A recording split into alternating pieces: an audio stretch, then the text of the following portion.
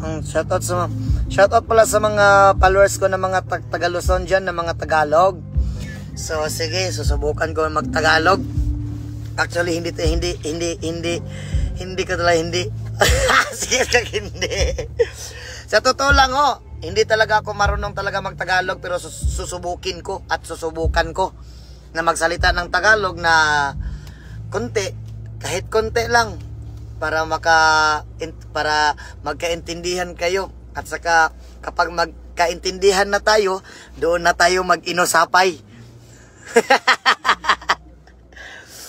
Okay na yun? Sige, magtagalog ko. Magandang hapon pala sa inyong lahat, sa mga followers ko dyan na mga Tagalog, no? Mag-ingat kayo dyan palagi. Sana makapunta ako dyan sa mga lugar nyo soon. Not now, but soon. At saka, mag-ingat kayo palagi, ha? God bless always sa inyo lahat. And I love you sa inyo, ha? Sa inyo pala.